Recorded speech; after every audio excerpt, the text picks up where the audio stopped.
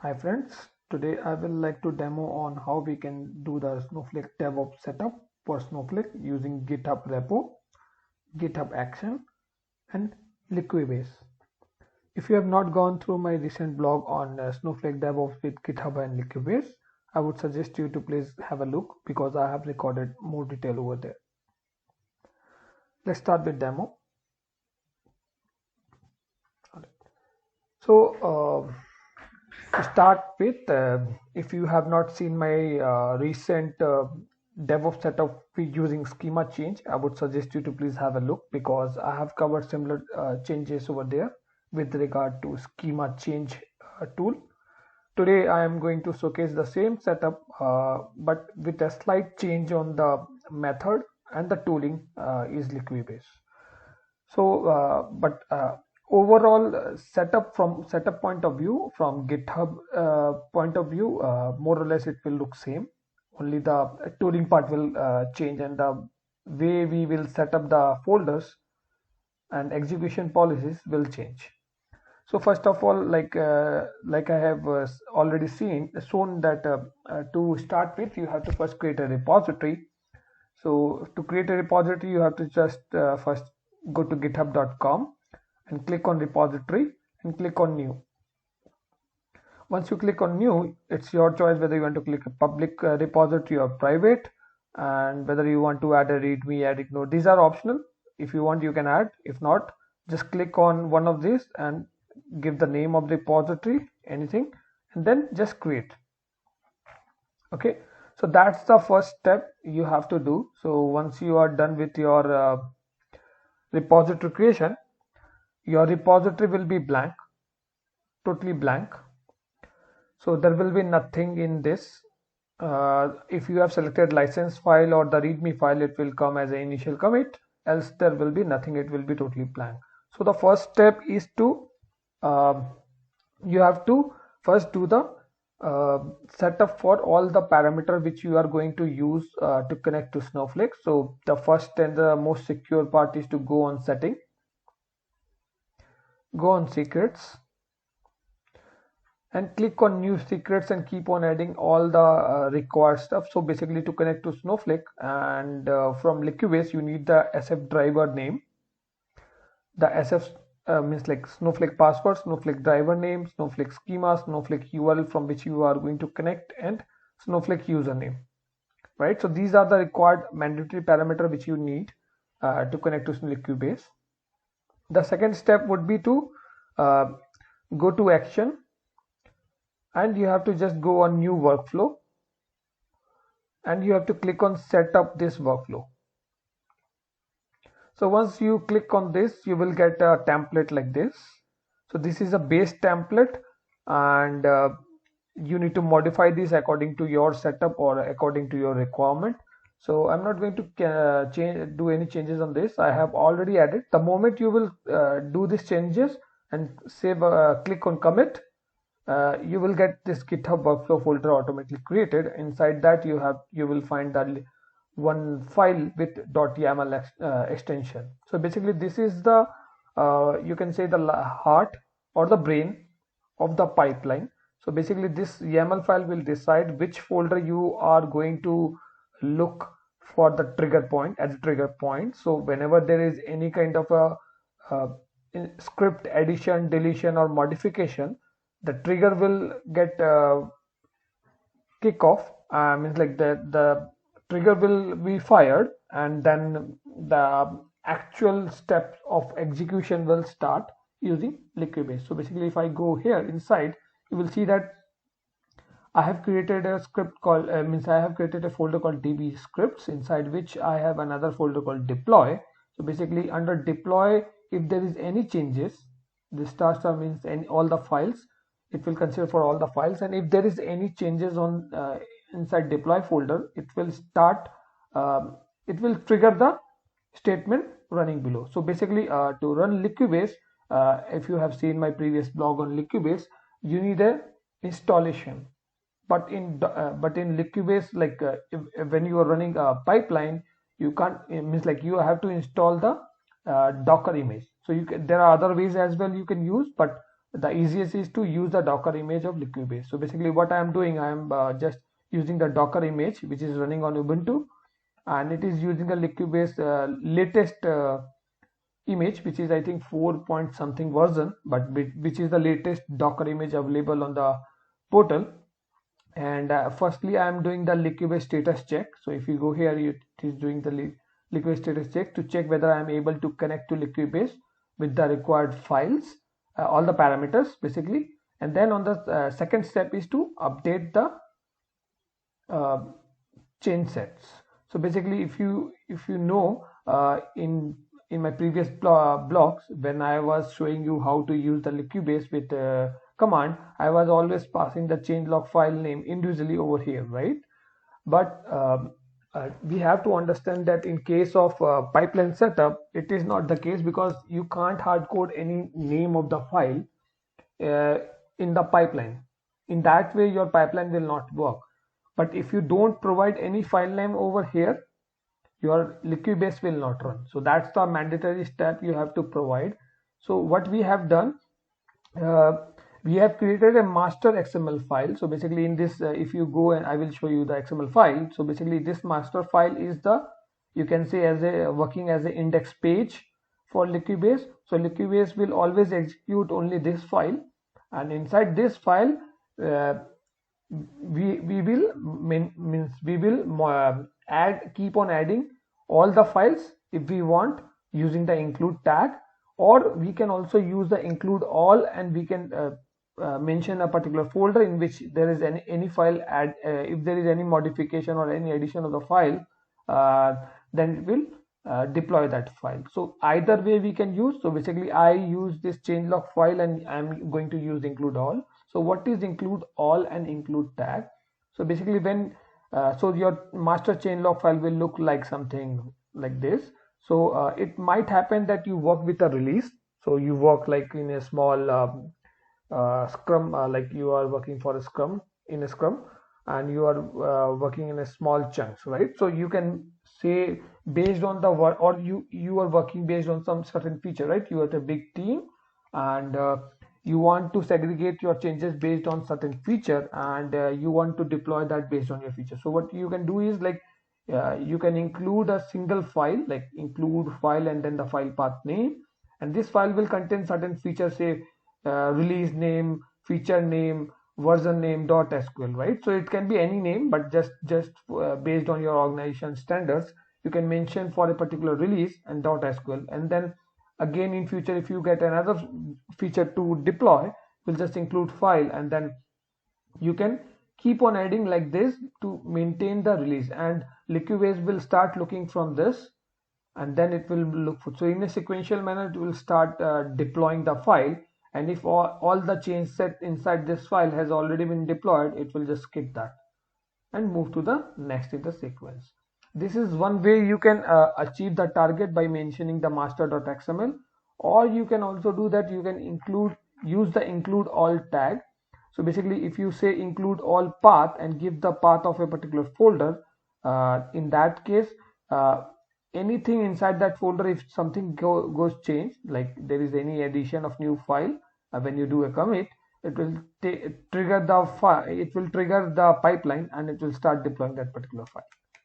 So both way it will work. So it's up to you, or based on your requirement what suits best, so you can use this. So in our case what we have done is, like if you go here under db script, I've created master changelog file, so which is basically my changelog file which I mentioned on the pipeline in the YAML file.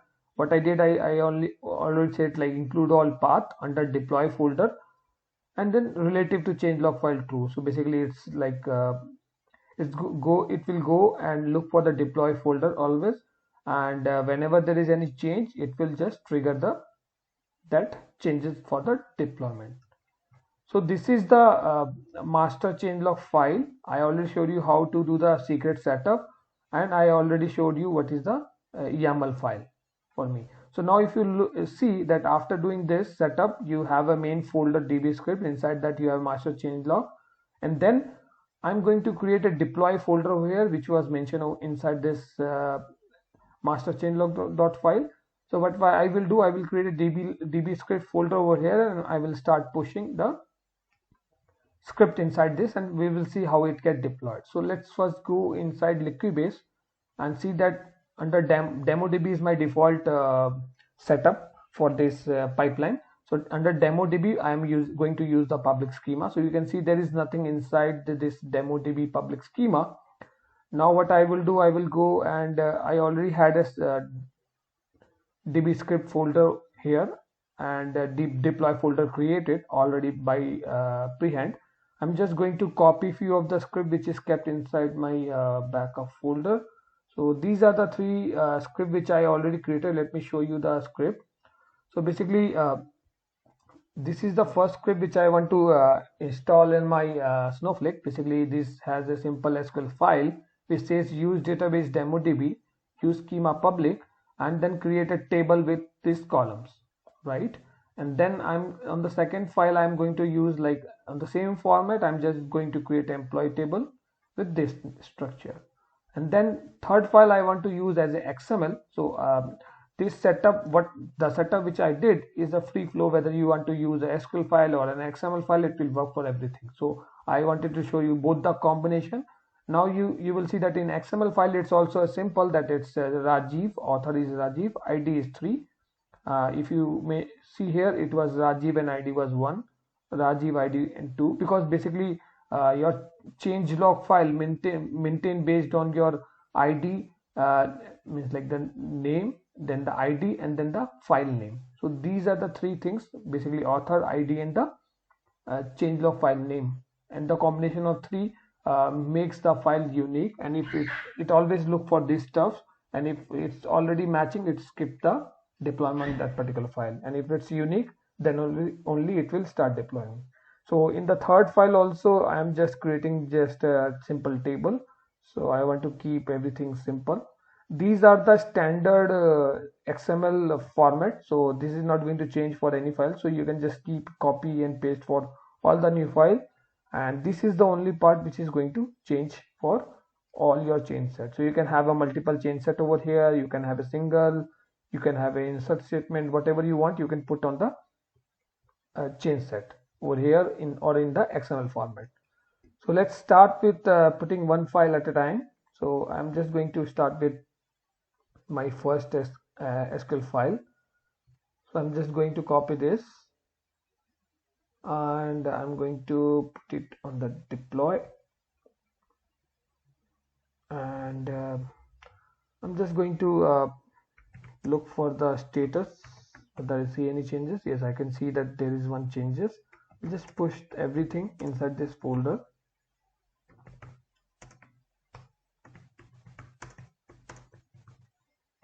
This is first commit, then I will say git push. Now we'll see the moment I committed, if I refresh, you will see that the file is, now you can see the file over here, right? And the file says it will go and create a department table, and if you go on action, you will see that the first commit started deploying. So if we go here and if we click over here, you will see that the run Liquibase, now the Docker image is being downloaded. So once Docker image is downloaded, they will start check for the Liquibase status.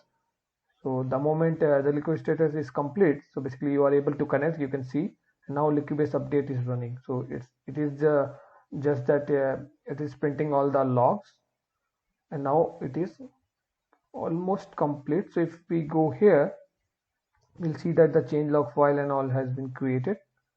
So let's see it, let it complete, and then hopefully we will have a department table.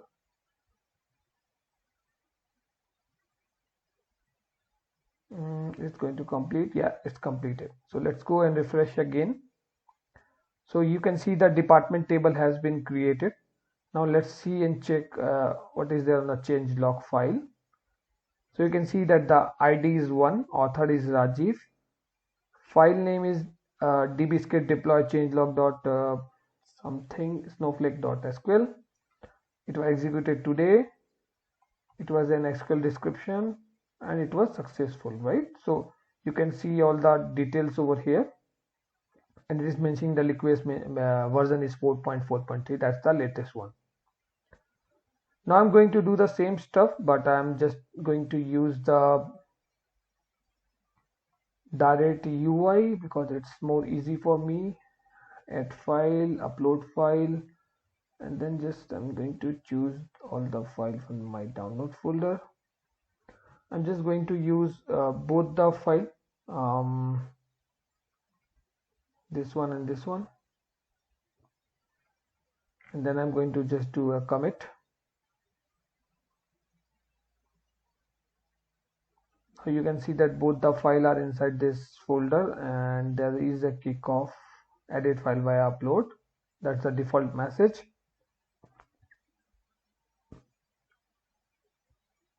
Now you can see the setup has been started. It is downloading the Liquibase image from the Docker, and then it will just run the checks, and then it will run the status check. So that's successful. Now it will run the final status update. So basically Liquibase update will run, and soon we will see the two more table over here. So let's see, let we complete it, and then we will see. So this is a detailed logging which is mandatory for your pipeline setup to be executed. So without this logging, in the this CI/CD will not work. So that is the one of the mandate that you have to use the -v or the log label equal to the detail or debug something. I forgot the keyword, but that is more important, that you have to provide that one, else your pipeline will fail because it will not able to read the logs. So if I refresh, you can see the employee and employee table XML. Basically, this is a file which will get a table which is get created from the XML file. So if I refresh here, you will see that three different ID. So 1, 2, and 3, basically three different file. Last one is the XML file from which I just created the table. So you can see that create table, employee table, XML. So all the details are there, and now you can see that we have successfully deployed all the details, and all the deployment logs are also available on database change log. So that's how simple, like that's simple was the setup, and that simple was the Liquibase deployment. So it makes life very easy. Once one time effort to do the setup, and then it's like just go in, commit the code, and it will take care for everything. So this is a very basic and minimum setup of pushing the thing. So trigger is based on the pushing on symbol folder, but you might have different varieties of trigger. So there are lot more thing into Git, and based on each and every activity, on based on different preparation, you can trigger your action.